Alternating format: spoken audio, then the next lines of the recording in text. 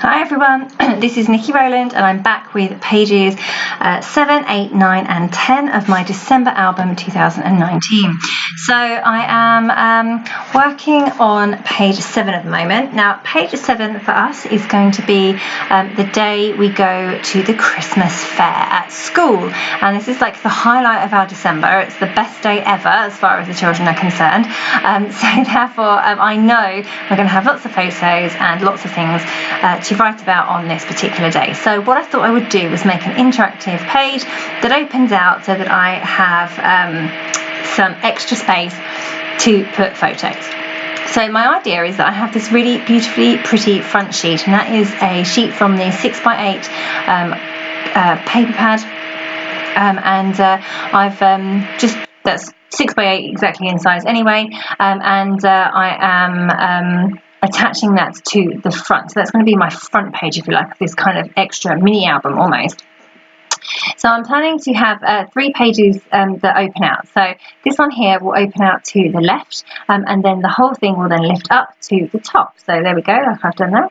I'm just doing this with washi tape. I've moved on to the rose gold spot washi tape. I've had it for ages. I don't know quite where it came from actually, but I did. So yeah, I'm just putting that together, and I've just realised that I've stuck it wrong and it doesn't work. But actually, what I've actually done is I folded it wrong, so it would have been fine. But I thought I had done it wrong, so I've taken the washi tape off and I've stuck it differently. But anyway, it was fine and it's fine now. I just had the 2 white pieces folded the wrong way, but there you go, it doesn't matter. Okay, so getting my washi tape correct, and I've put the washi tape on both sides of the join, and you can see how that will now sit inside the pocket, and the top sheet opens out to reveal a white sheet, and then the 2 pieces together fold up to reveal another white piece underneath. So that's quite a lot of space there. That's 3 6x8 sides if you don't count the front cover. No, 4, sorry, 4. 5 if you include the stars on the front cover, but I probably won't add photos or journaling to there because it's got so much on it already. So I will really utilise the inside of the album. So I'm using the star. It's a star template that I've created for the kits, and I've just drawn around the white template and I've cut it out in pink cardstock, and I've done it twice. So I've done one for, and I've done it both sides. I've got a whole star effectively.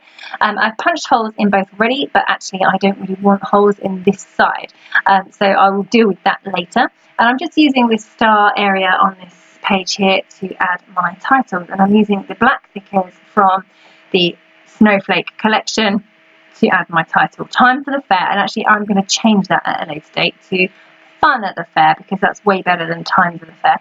So I'm just trying to add some embellishment to this page here.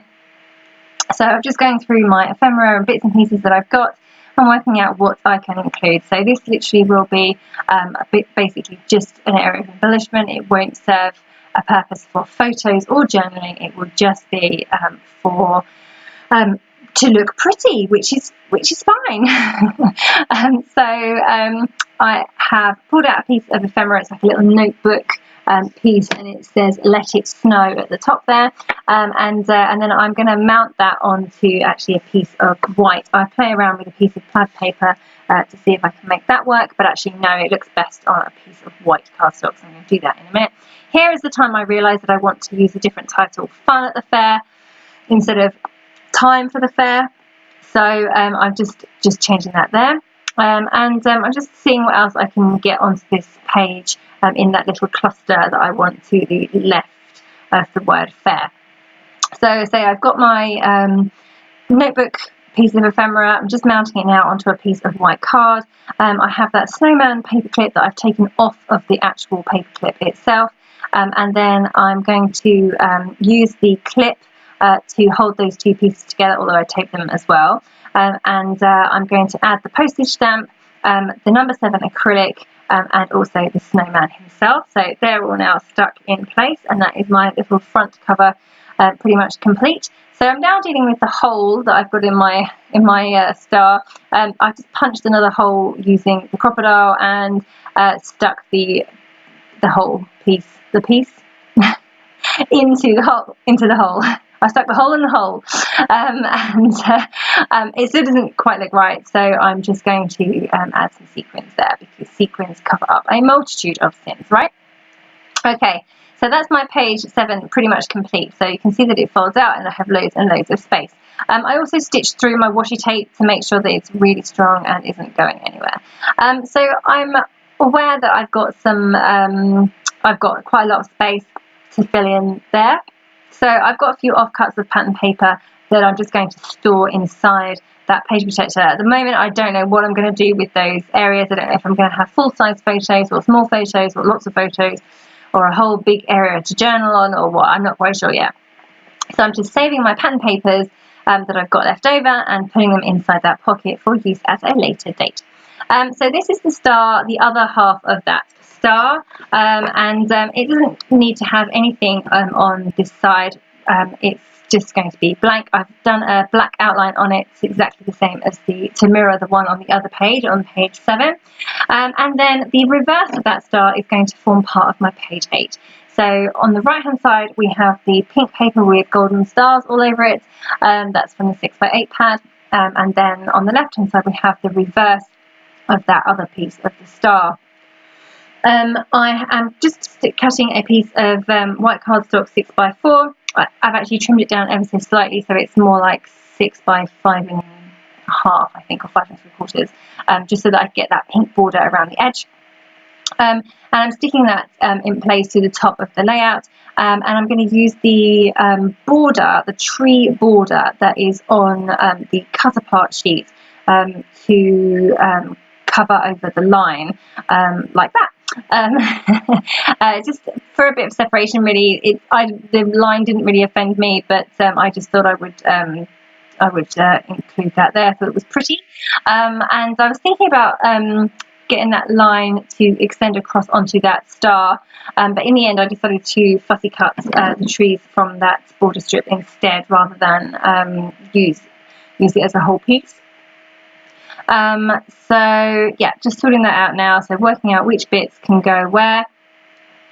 Yeah, getting that stuck in place, and then I'm going to put that border in place as well and go from there. So I was fiddling around with that label that you can see on the left hand side under the robin, and I really like it, but it's just not quite right on the star, so I'm wondering if I can include it on the middle of this page over on the right. So I have that banner as well. This is so much fun, and the robin, he's quite big too, so I just want to make sure that this looks right. You know, I didn't want it to look out of proportion. So there we go. I'm pretty much happy with that arrangement there. So I've got the flag coming off of the right hand side, and I have my little robin, my big robin, sat right in the middle. Yeah, and it's next to that banner that says so much fun, so that's a nice sentiment there. I will be at my Christmas crop on this day, on Sunday the 8th of December, so it will definitely be so much fun. So just working out now what I can put on the star, because everything I was going to put on the star I've now put on the other page. So just trying to work out what is small enough to fit on there and not look too bulky. I don't mind things hanging off of the edge of the star, but then of course it will be seen on the reverse, so I'm just very mindful of that. So just fussy cutting out those trees, just a few of them, and having a play around with placement there. I decided against that label that said something like "Let It Snow," just because it was too big. It was a nice colour, but it didn't work in terms of the sizing for my star. And like I said, I didn't really want things to overhang, because I was just very mindful about what we'll show on the other side. But the pink was a little bit too pink, and it needed lifting a bit with some white. So that's what I've done there, is I've cut a small strip of white cardstock and stuck that onto the star there. I've even gone over the hole, and I have to re-punch the hole with my hole punch. Pulled out this girl bundled up in a scarf and earmuffs. She reminds me of me every day on the school run. My 8 acrylic now doesn't look right, because it's half over the pink and half over the green of the girl's scarf. So I'm just creating a little circle base for it to go on. So the white circle, I think, is like a 1-inch circle or something, and then I've used a piece of the plaid paper to punch the next size up circle. to mount behind it, so layer behind it. So then my 8 then sits beautifully on the white, and then you can see it really clearly, and it doesn't matter what's behind it. So that works really well. So my 8 acrylic I'm happy with. My trees I'm happy with. I'm just getting those stuck in place. Lots of little fussy cut trees. They're so cute from that border. And then I've got a big star at the top there. That's from the flat stickers, so the cardstock stickers from the Snowflake collection. And I've got added a few little vellum stars as well from the sticker book too. So I'm really happy with how that turned out, and I love the way that it looks next to that little layout there in my album. So yeah, it looks really fab. I'm really happy with that whole star. So okay, moving on then to page 9. That's just going to be a full-sized photo. So I've just kept my little perforated branding strip and put that in the pocket with it. I've not got my Bramble Fox acrylic number on that page because I've put it on this transparency, which is in between page 9 and page 10. I've also got this tag here, which I made earlier in the preparations video, and I just finished it off by tying through a couple of tags, and I'll be able to write on those later, or maybe potentially even add some photos. But yeah, that tag is totally non-day specific, so I could move that tag and put that somewhere else. So if I didn't have any stories for day 9 or day 10 that were worthy, then I could always move that and put that somewhere else. Okay, so moving on to page 10 even. It has this really dark green background, so I have to get over the fact that some of the papers in this collection are quite dark. And I decided to go for a whole crazy circle layout and cut lots of circles out of different papers and patterns and cardstock, and using different shaped dies. Obviously they're all circles.